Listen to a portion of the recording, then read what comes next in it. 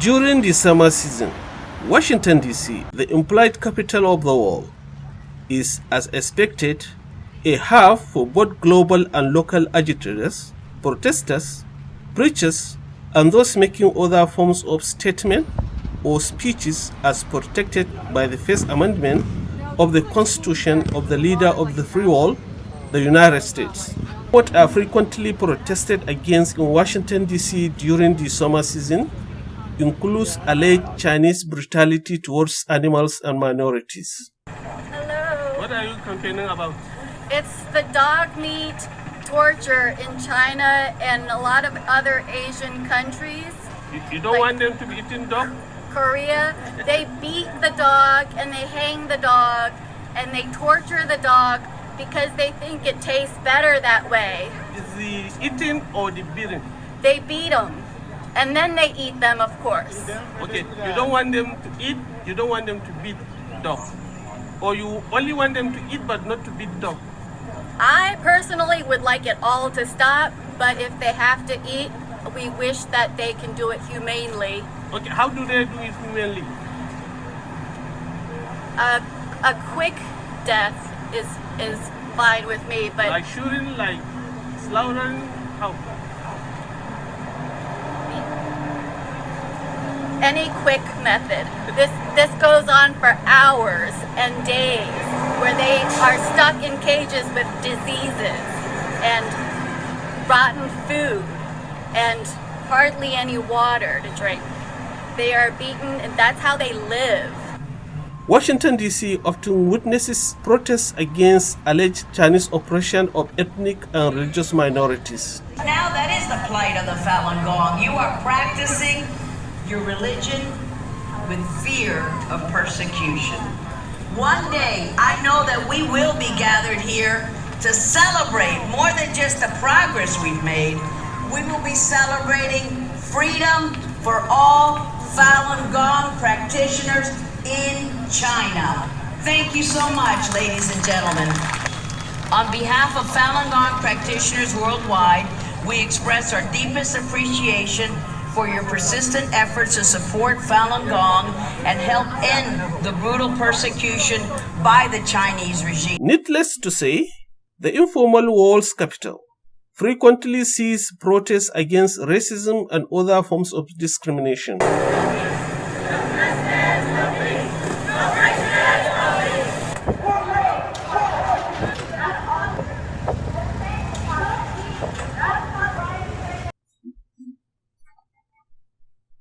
Washington, D.C. also sees protests of this kind.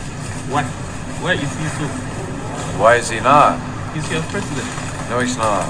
He doesn't have to be. I don't have to accept it. The beauty of being in this country is that I don't have to accept him as my president.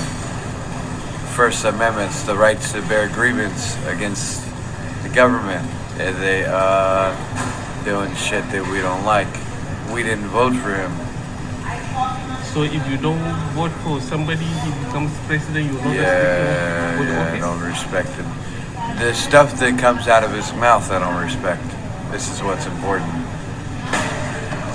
And then you would be in agreement with me. You would be on the other side of the camera saying, yeah, I'm with this guy. Saudi Arabia is not spared.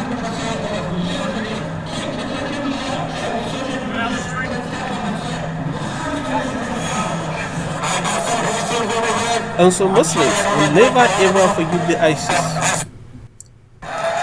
Religious agitators of all faiths, like this Imam, come to the influential Syria during the summer. They're spying on the people. They're doing all of those things under a false flag operation and saying that the Muslims are terrorists. Well, I just tell you, we're not terrorists out here. In fact, we have a lot of fun most of the time. So it can make America the place it should be and make America good, not great. Yes. Thank you. Thank you. All right. Here in D.C., we are Muslims in support of the right of women and all of humanity, right? We are not those TV Muslims. You know, y'all have seen some of America, I'm telling you, think I'm lying. No. America and Saudi Arabia created those Muslims. You ever see people kneeling on the ground and somebody cutting their throat? They make it think that ain't us. That's their Muslims. They created those Muslims. They did. Like the Gulf of Tonkin. You remember the Gulf of Tonkin, right? They lied and said the people did something, right, in Vietnam so they could invade Vietnam, right? They blew up their own World Trade Center, blamed it on us to break the law, to make the laws so that all of us would be in prison, isn't it? Christian agitators and preachers are not left behind. I'm just like you. I go shopping at Costco. I'm just as regular as you want to be. The one difference that I have is there's a real glory in my soul that shines, that makes me be able to come out to the streets of Washington, D.C. and show that I have the glory of God in my soul. I want to tell you that this is something different than any other thing that you've seen. We are not the people who are coming to protest against women's liberty. We already have that. We're not the group that's coming to protest. And this is a preacher with the black Hebrew Israeli Christian sect versus a liberal woman debating on some social values in Washington, D.C. No, a woman can nurture a boy. So it doesn't work both ways? Are you serious? No. Serious? What's- So the father is essential to the home. The yeah. father is essential Both is essential to the home, both. Exactly. So both are essential to the home. Then why isn't my voice just as valid as yours? Your voice is just as valid as ours. Your voice is just as valid. But however, let me ask you, let me bring this to you.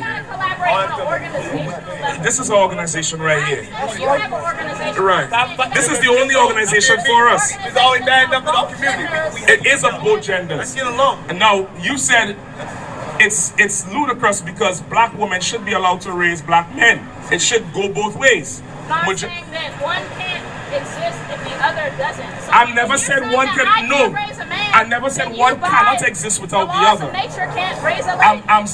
I'm saying that a man is needed to produce both a profitable adult in a man and a woman in a household. Both parents are needed, but a woman who cannot. That's my point. So now listen to what I'm saying. I never said you were invalid. I never said you were invalid. What you repeating is what you've been taught through woman empowerment. I never said you were invalid.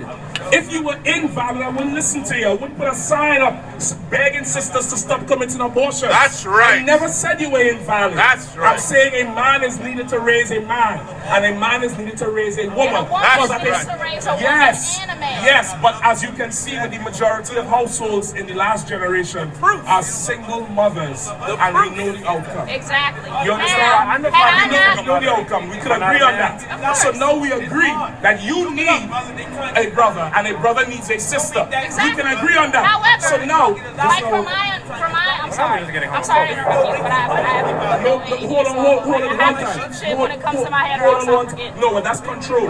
But since I've been educated in this truth, I know how to hold my tongue and not say every little thing that comes to my mind. And therefore I can teach you how to hold your tongue and not say every little thing that comes to your mind. Members of Asian religions too take advantage of the summer season to engage in some forms of proliferation.